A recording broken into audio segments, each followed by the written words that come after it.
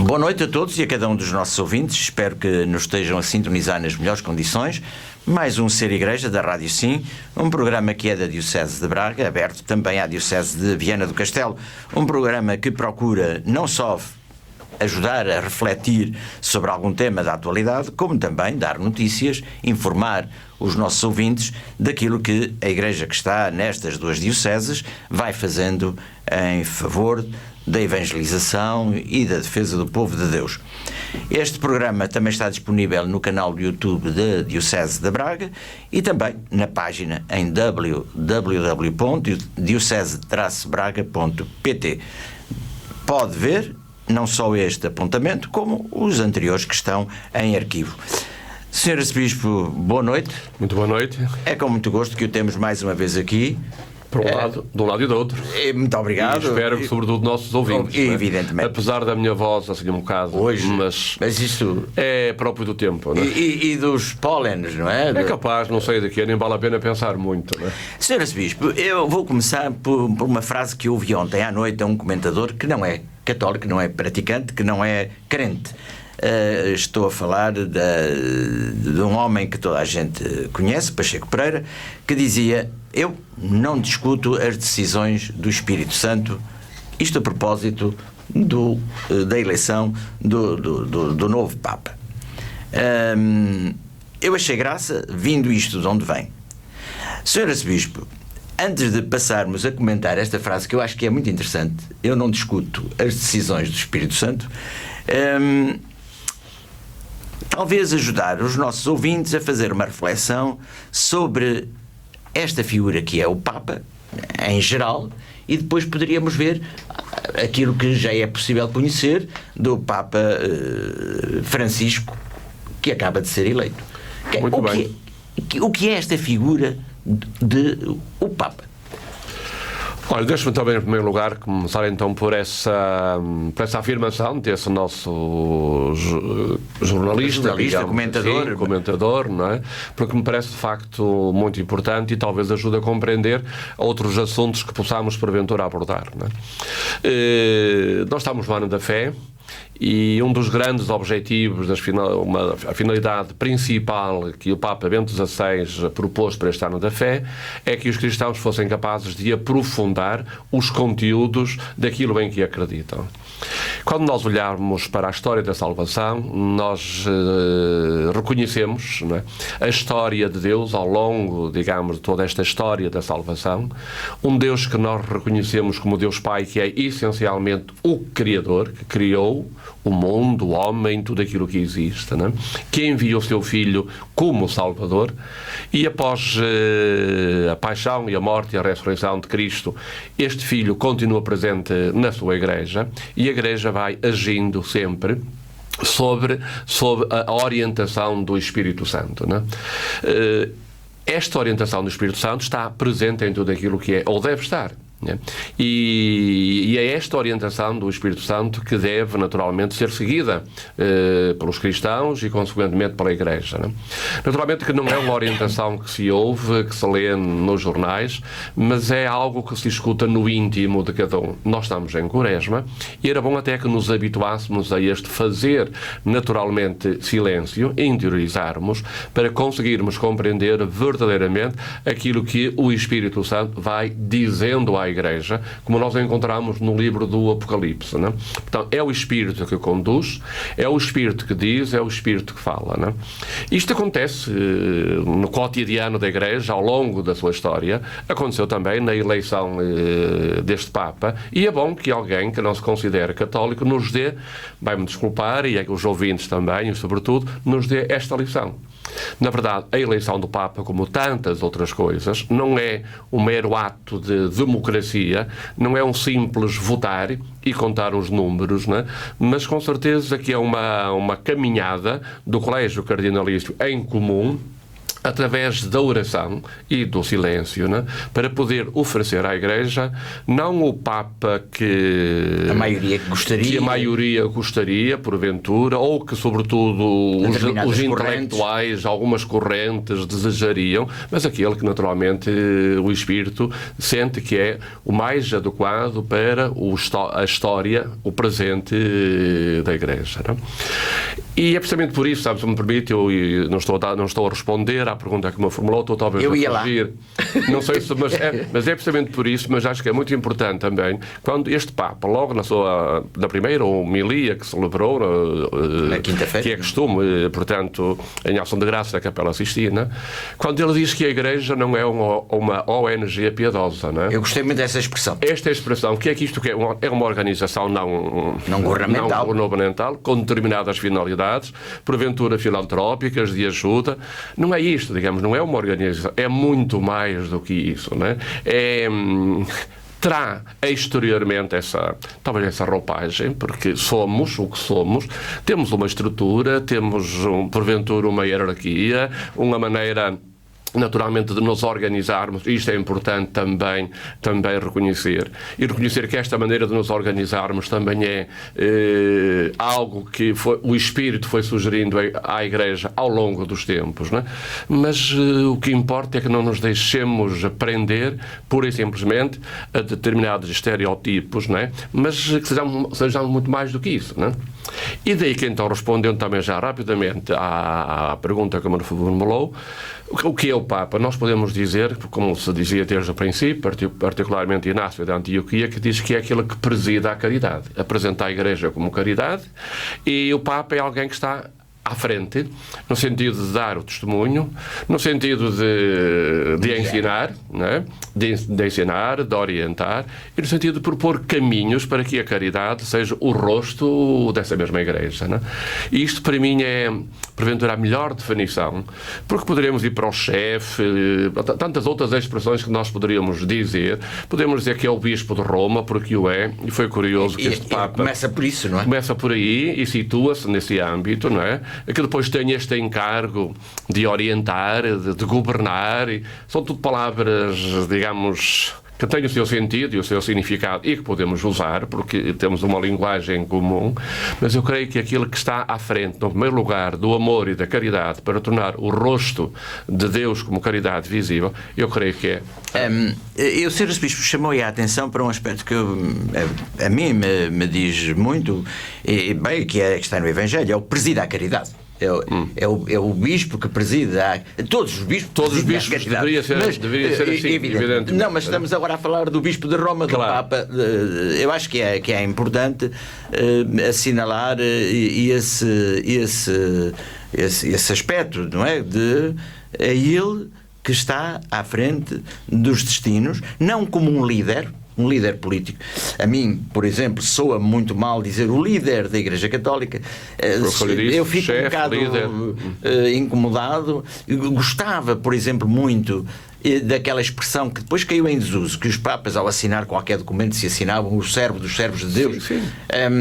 Não o líder, não o chefe, não o chefe de Estado, que também é, mas é acidental. Mas é acidental. O mal está em nós ficarmos só em alguma palavra e sublinharmos o conteúdo de alguma palavra, não é? Porque a realidade, esta realidade transcendente que é, porque o é, não é? Tem várias... tem que ser descrita através de várias palavras. Não chega uma, digamos. E, portanto, em certo sentido, será o líder aquele que está à frente, se é isto o líder, não é? Será que o que governa? Pode ser também. Não sei. Será o chefe, não é? Mas, será estar em primeiro lugar na caridade, no amor, e de tal modo que a Igreja se torna a expressão do amor de Deus, eu creio que é a maneira mais significativa de descrever o que é o Papa nele mesmo e na sua função na Igreja hoje. Houve um gesto muito bonito que tem sido bastante salientado, que é o Papa, antes de dar a benção Urbi et Orbi, inclinou-se para rezar e pedir a todos aqueles que o estavam a ver e a ouvir que também rezassem por ele, para que ele, digamos, como que o abençoassem e pedissem a bênção de Deus melhor para ele poder abençoar. Este é um gesto que se imbrica muito naquela designação que eu dizia há bocado, é o servo dos servos de Deus.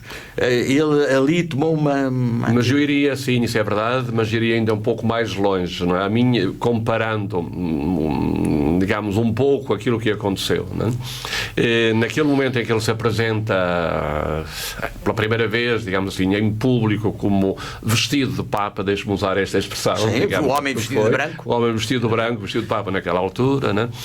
A sua primeira, digamos, atitude é pedir que se reze pelo Papa Bento XVI. E falo de uma maneira muito simples, muito popular, mas muito densa, através daquelas fórmulas que nós toda a gente conhece, o Pai Nosso, a Ave Maria e a Glória, né? Quando vai dar a bênção, né? Ele pede então para que rezem com ele, ou melhor, que o povo reze por ele, para que ele seja abençoado pelo próprio Deus, não é? E faz isto em silêncio, não é?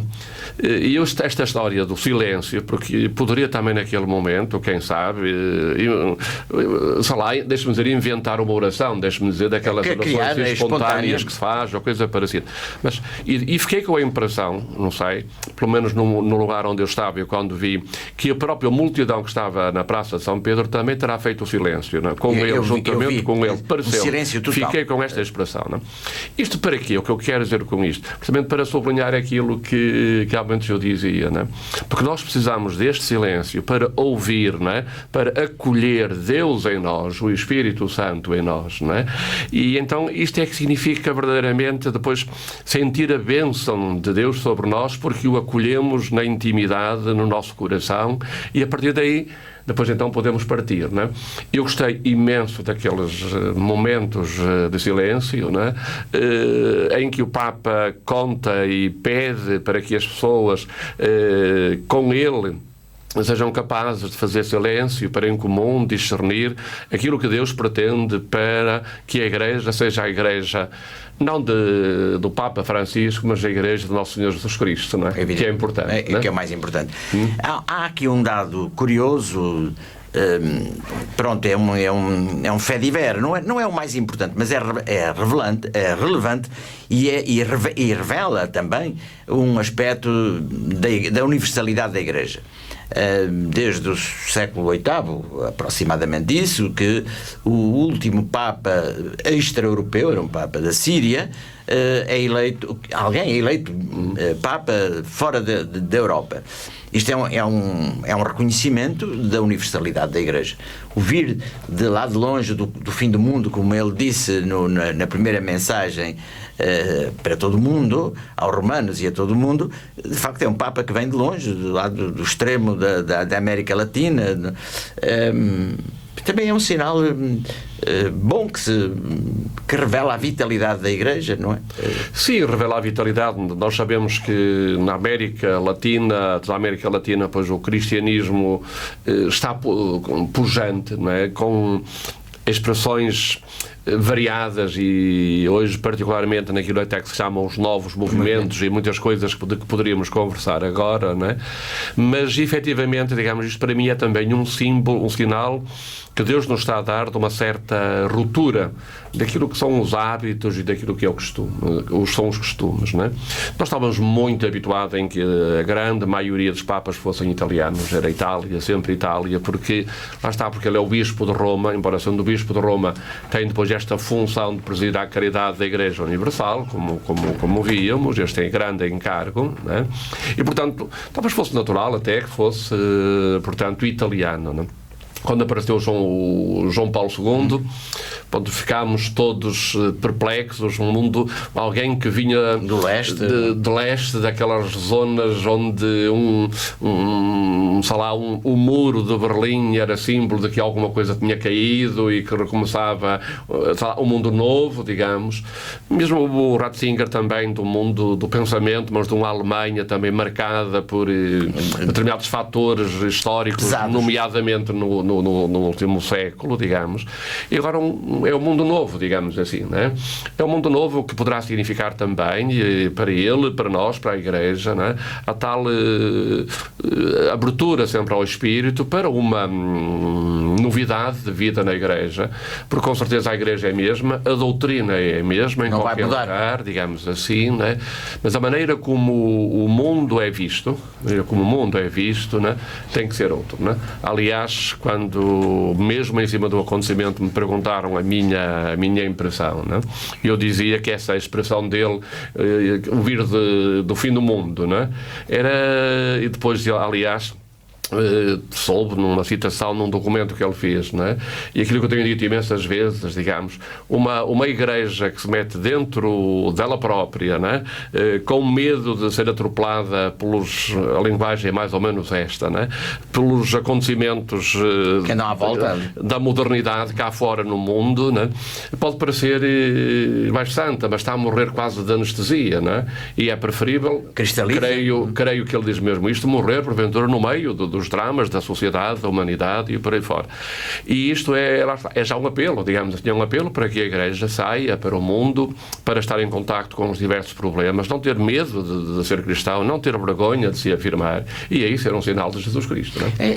É um sinal interessante que vem de vários papas anteriores, mas que é notório, por exemplo, em João Paulo II, com a abertura dele ao mundo, o papa que mais viajou, que mais visitas pastorais fez, depois com o Papa Bento XVI, o diálogo que já vinha de trás com as outras religiões, já vinha de João Paulo II, e agora esta abertura, digamos que é um Papa do átrio dos gentios.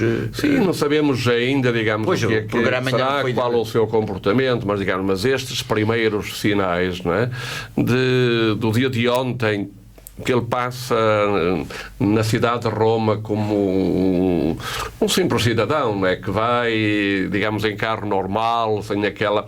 Evidentemente que isto, porventura, no futuro não poderá ser feito. Infelizmente, as questões de segurança e por aí fora, nós sabemos tudo o que é que anda por aí, infelizmente, digamos assim, não é? O facto de passar, de ir buscar ele próprio as suas coisas, ao lugar, à casa do Bento XVI também fez isso. Pois, mas o Bento XVI era mais fácil, me permite. Pois estava em Roma. Não estava em Roma, a sua casa era mesmo em frente ao Vaticano, era atravessar uma rua, digamos assim, não é? Aqui não, o passar e o ir, até porque ele é Papa eleito, será Papa a partir de... No dia 19. No dia 19, digamos assim, não é? Portanto, deste momento podemos dizer que é Papa eleito, não é? Portanto, não é? E, portanto, mas são pequenos sinais, digamos assim, de contacto com a multidão. Infelizmente, repito, isto com certeza que não poderá caracterizar a sua maneira. Mas é pena, digamos que... Mas é um sinal de que quer estar próximo de todos e caminhar com todos também. Sr. Bispo, há aqui duas coisas que nós temos que também dar... temos que acabar, porque de facto esta conversa nunca mais teria fim. Há aqui dois factos que são curiosos. Que é a mudança do nome, pronto, vem de, acho que era um Papa chamado Mercúrio, que foi eleito como Mercúrio, o seu nome era Mercúrio, mas achou que não era muito digno e passou a chamar-se Pio, acho que já não me lembro. Não me recordo também, não está mais do que eu, formado em História, mas não me recordo nem é relevante. Portanto, isto é uma coisa do século V, assim, que os Papas decidem mudar de nome, claro. E pronto, havia uma certa rotina, eram Gregórios, eram Bonifácios, eram Pios, eram Joões, eram Paulos, não é? Bentos, e este Papa vai escolher um nome ao arrepio do que era uma certa monotonia. Quero chamar-me Francisco. Que nome te impões, Francisco? Isto pode ter muitas leituras, porque há muitos Franciscos. Claro, mas há um costume na história da Igreja, digamos, quando se inicia, digamos, uma nova vocação que hoje está a desaparecer, mesmo os religiosos e religiosas quase sempre mudavam de nome, não é? Mudavam de nome por vezes por escolha pessoal, mas quase sempre por uma oferta, deixe-me dizer assim, do superior, que lhe apresentava aquele nome novo como aquilo que ele deveria ser, ou ele ou ela deveria ser, não é?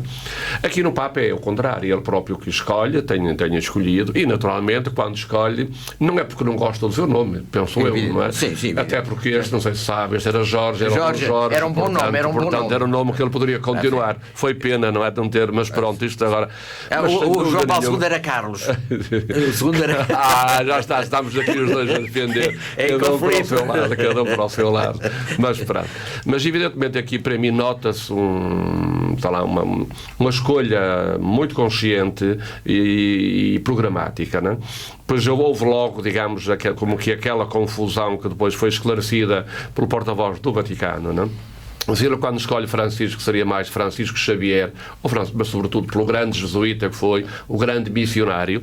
Seria interessante, digamos assim, esta dimensão missionária que ele queria dar ao seu serviço, digamos assim, mas que esclarece que, de facto, ele escolheu Francisco olhando para Francisco de Assis. Ora, ninguém ignora, digamos, Francisco de Assis, que vive em finais do século XII, 1100 e princípios do XIII, não é?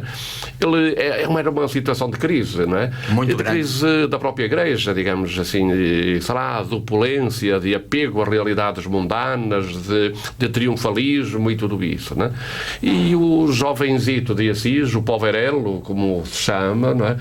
Como que dá um murro em cima da mesa e diz: nós queremos uma Igreja mais pura, mais simples, apegada, digamos, ao espiritual, que louva a Deus em todas as criaturas, porque louva a Deus através, sobretudo, da fraternidade, a ideia da fraternidade que este Papa já sublinhou imensas vezes, não é? E Francisco de Assis é o irmão Sol, a irmã Lua e esta coisa toda, não é? Aquele pobre de Assis ignorante que faz aquela belíssima oração da paz, não é?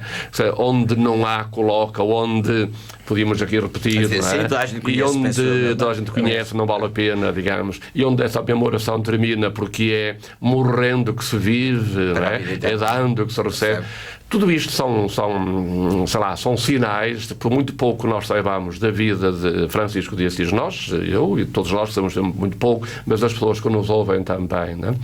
Eu penso que foi um nome escolhido para esta época, para dizer que, efetivamente, não são as realidades mundanas, e este Papa já o sublinhou na Eucaristia, não são as realidades mundanas que marcarão a Igreja, mas é algo de diferente, né? Como o próprio Francisco de Assis, naquela altura, naquele momento, né? Realizou uma revolução, uma autêntica revolução na Igreja, né? Naquela frase, temos dito, e dir-se-á, não é? Francisco de Assis, quando sente o apelo de reconstruir a Igreja, refazer a Igreja, pensa que era a Igreja de São Damião, começa a trabalhar, a arranjar pedras, e depois não é esta Igreja, esta de pé, é outra Igreja que é preciso renovar. Como quer dizer, isto de pedras faz falta, pode ser necessário, mas são sempre instrumentos. O resto, a relação entre nós, a Igreja, na simplicidade, o testemunho, isso é que é o fundamental. Finalmente, Sr. Arcebispo, também por uma feliz coincidência, não sei se há, mas coincidências é que sempre, mas...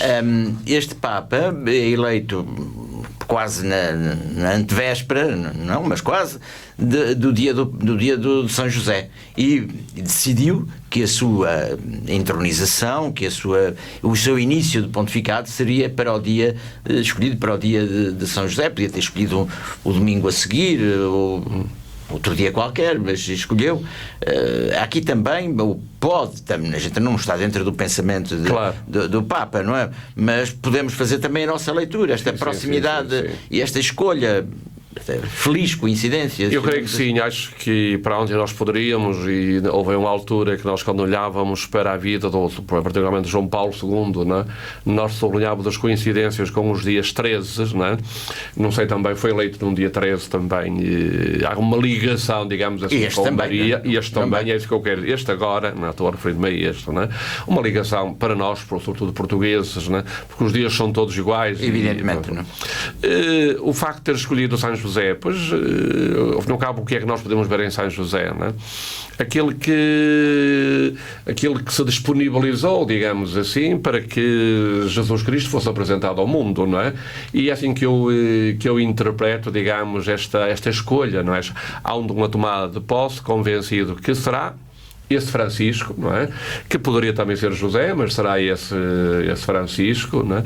Que está nesta atitude de defender o menino, se é necessário defender, de o acompanhar e particularmente de o apresentar, digamos, José com Maria, quando apresentam Jesus no templo, não é?